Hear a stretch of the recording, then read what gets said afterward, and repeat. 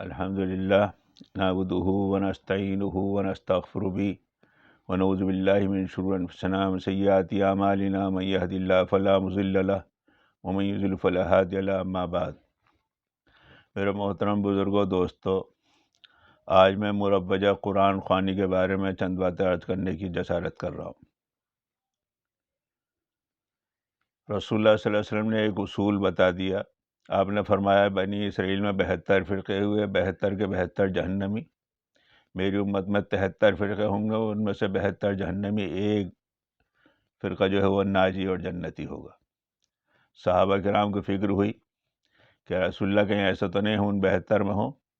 آپ نے فرمایا وہ ناجی جو ہے، وہ کامیاب فرقہ جو ہے وہ کون سا ہے جنت میں جانے والا؟ آپ نے پرکار سے ایک دائرہ کھینچ دیا، ما انا علیہ و اصحابی، جس پر میں ہیں اور میرے صحابہ کرام ہیں وہ ناجی ہے، اور جس پہ صحابہ کرام نے جو عمل نہیں کیا اس سے بڑھ کر جو شخص عمل کرے گا وہ بدعتی اور غیر ناجی ہے، وہ جہنمی ہے۔ اسی طرح یہ قرآن خوانی ہے، نہ تو حضور صلی اللہ علیہ وسلم سے ثابت، نہ صحابہ کرام سے ثابت۔ ایک صاحب مجھ سے کہنے لگے مولانا آپ قرآن خوانی کی مخالفت کرتے ہیں۔ میں نے قرآن خوانی کا مطلب ہے قرآن پڑھنا، قرآن پڑھنے کی تو کوئی مخالفت نہیں کر سکتا۔ ہاں البتہ یہ جو رائج الوقت جو قرآن خوانی ہے، اس میں بہت سی بیماریاں اور پریشانیاں اوپر سے پیدا ہو گئی ہیں، اور اس میں ایک بدعت، کئی بدعتیں اس کا ساتھ ساتھ پیدا ہو گئی ہیں، اس وجہ سے اسے منع کیا جاتا ہے۔ ایک تو بات، آپ نے لالچی قسم کے لوگوں کو بلاتے ہیں، وہ مٹھائی اور ناشتہ کرنے کی وجہ سے آتے ہیں آپ کے گھر۔ ارے نہیں، ایسا نہیں ہے، آتے تو قرآن پڑھنے کے لیے ہے، ناشتہ مٹھائی تو گھر پہ آنے پہ کر دیا جاتا ہے۔ کوئی شخص مہمان کے طور پر گھر پہ آئے، میں نے آپ 2 مرتبہ قرآن خوانی کرائیے اور چائے تک نہیں پلائیے، پھر دیکھیے تیسری مرتبہ بلا کے دیکھ لیجیے۔ بولے ہاں ایسے تو کوئی نہیں آئے گا۔ میں نے پھر معلوم کیا ہوا؟ بولے ناشتہ مٹھائی کے لیے آتے وہ لوگ۔ اسی لیے، اور اب اس سے بڑھ کر اور بات اور 2 قدم آگے بڑھ گئی۔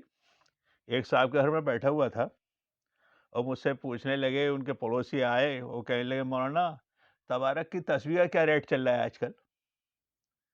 تو میں نے میں لسٹ لے کر نہیں آیا، جب بتاؤں گا، جب لسٹ میں دیکھ لوں گا، پتہ نہیں میں نے زیادگی خریدی ہو اور آپ کو کم میں دے دوں تو میرا نقصان ہو جائے گا۔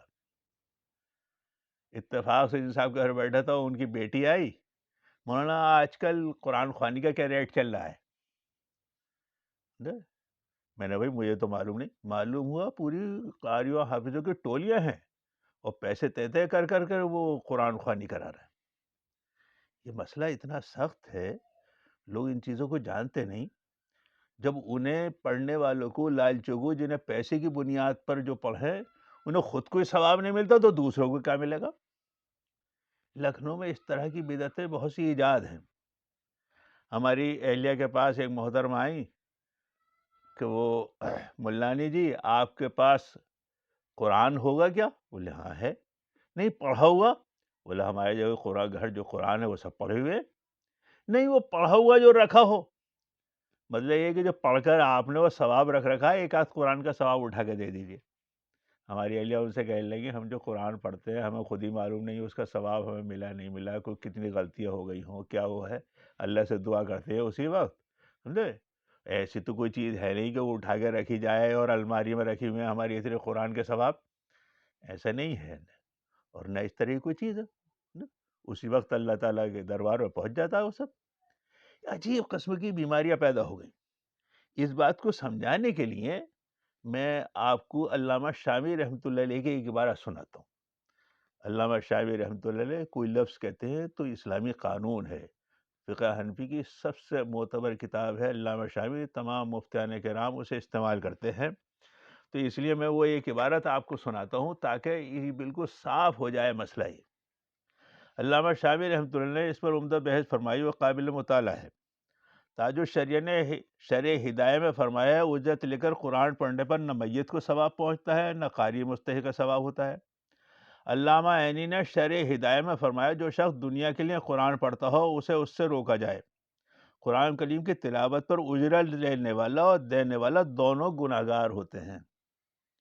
حاصل یہ ہے کہ ہمارے زمانے میں جو قرآن کریم کے پاروں کی اجرت لے کر پڑھنے کا رواج ہو گیا ہے وہ جائز نہیں ہے، اس لیے کہ اس میں قرآت کا حکم کرنا، عامر کو ثواب دینا اور مال کے لیے قرآن پڑھنا، جب نیتی صحیح نہیں ہونے کی وجہ سے قاری کو ثواب نہیں ملا تو مستاجر اجرت دینے والے دے کر پڑھوانے والے کو کیا ثواب پہنچے گا؟ اگر پیسے شیرنی ملنے کی امید نہ ہو تو اس زمانے میں کوئی کسی کے لیے تلاوت نہ کرے۔ حقیقت ہے لوگوں نے قرآن مجید کو کمائی اور دنیا کو جمع کرنے کا ذریعہ بنایا۔ ان للہ و انا الیہ راجعون۔ علامہ مفتی خیر الدین حاشیہ بحر کی کتاب الوقف میں تحریر فرماتے ہیں، اقول، میں کہتا ہوں، مفتبی قولی ہے، تعلیم قرآن پر استحساناً اجرت لینا جائز ہے۔ تعلیم قرآن پر استحساناً اجرت لینا جائز ہے۔ تعلیم اگر کسی کو دی جائے قرآن کی، قرآن پڑھایا جائے تو قرآن پڑھانے والے کو اجرت لینا جائز ہے۔ تلاوت مجردہ پر اجرت لینا جائز نہیں ہے۔ صرف تلاوت آپ کر رہے ہیں، اس پر اجرت لینا جائز نہیں، جیسا کہ تاتار خانی میں بیان فرمایا ہے۔ اگر کوئی یہ وصیت کرے کہ میرے مرنے کے بعد اجرت دے کر قرآن خوانی کرانا، تو یہ وصیت معتبر نہیں ہے، اس لیے بمنزل اجرت کے ہے۔ محض قرآن خوانی کے لیے اجرت دینا باطل ہے اور یہ بدعت ہے۔ خلفاء میں سے کسی نے یہ کام نہیں کیا۔ تعلیم قرآن پر اجرت لینے کے مسئلے کو ہم نے استحساناً بیان کیا ہے، یعنی قرآن کی حفاظت ہو جائے اس ضرورت کی وجہ سے، اور قبر پر اجرت لے کر قرآن خوانی کرنے کے لیے کوئی ضرورت نہیں ہے۔ علامہ خلوتی نے حاشیۃ المنتہی الحنبلی میں شیخ الاسلام تقی الدین نقل فرماتے ہیں، میت کے اصالہ ثواب کے لیے اجرت دے کر قرآن خوانی کرانا صحیح نہیں ہے، اس لیے کسی بھی امام سے اس کی اجازت منقول نہیں ہے۔ علماء نے فرمایا، قاری جب مال کے لیے قرات کرے تو اس کو ثواب نہیں ملتا، وہ کون سی چیز میت کو پہنچائے گا جب ثواب ہی نہیں ملتا؟ میت کو عمل صالح پہنچتا ہے۔ تلاوت مجردہ کے لیے اجرت دینا کوئی بھی امام اس کا قائل نہیں ہے۔ زاد المعاد میں ہے، یعنی حضرت صلی اللہ علیہ وسلم کا یہ طریقہ نہیں تھا کہ تعزیت کے لیے جمع ہو قرآن خوانی کرتے ہو، نہ قبر کے پاس نہ کسی اور جگہ۔ یہ سب باتیں بدعت ہیں، ایجاد کردہ ہیں، مکروہ ہیں۔ فتاوی بزازیہ میں اصالہ ثواب کا طریقہ ختم قرآن یا سورہ انعام یا سورہ اخلاص پڑھنے کے لیے صلحاء قرآ کو قرات دے کر دعوت دے کر جمع کرنا، کھانے کا اہتمام کرنا مکروہ ہے۔ حکیم الامت حضرت مولانا شریف تھانوی رحمۃ اللہ فرماتے ہیں، جس طریقے سے آج کل قرآن شریف پڑھ کر اصالہ ثواب کہتا ہے، صورت مروجہ ٹھیک نہیں ہے۔ ہاں، احباب خواب سے کہہ دیا جائے اپنے اپنے مقام پر حسب توفیق پڑھ کر ثواب پہنچا دیں، چاہے 3 مرتبہ قل اللہ پڑھ دیں جس سے قرآن کا ثواب مل جائے گا۔ یہ اس سے بھی اچھا ہے کہ اجتماعی صورت میں 10 قرآن ختم کیے جائیں۔ 3 مرتبہ قرآن قل اللہ پڑھنا، یہ اس سے بہتر ہے کہ 10 قرآن ختم کیے جائیں۔ اس میں اکثر اہل میت کو جتلانا ہوتا ہے، اللہ کے ہاں تھوڑے بہت کو نہیں دیکھا جاتا، خلوص و نیت دیکھی جاتی ہے۔ چنانچہ حضور صلی اللہ علیہ وسلم فرماتے ہیں، میرے ایک صحابی ایک مد کھجور خیرات کرے اور غیر صحابی احد پہاڑ کے برابر سونا تو اس درجے کو نہیں پہنچ سکتا۔ فرماتا ہے یہ فرق خلوص عزم خلوص کا ہے، کیونکہ خلوص ایک صحابی کا ہوگا اور غیر صحابی کا نہیں ہو سکتا۔ اللہ تعالی ہمیں سمجھ اور فہم نصیب فرمائے۔ اور ایک عجیب بات، آج یہ رواج بنے، مولانا آپ دعا کر دیجئے، آپ پڑھ دیجئے، دکان پہ آ رہے ہیں قرآن کی تلاوت کر کے آ رہے ہیں اور پیسے مہینے کے ان کے بدھے ہوئے ہیں، آپ پڑھ دیجئے۔ قرآن کیا کہتا، یا قوم استغفروا ربکم انہ کان غفارا، اے میری قوم کے لوگوں استغفار کرو، خود کرو، حافظ جی نہیں کریں گے، مولانا نہیں کریں گے، خود کرو، خود کرو۔ اللہ تعالی ہمیں خود کرنے کی، خود پڑھنے کی توفیق نصیب فرمائے اور مروجہ بدعات سے بچنے کی توفیق نصیب فرمائے۔ وآخر دعوانا ان الحمدللہ رب العالمین۔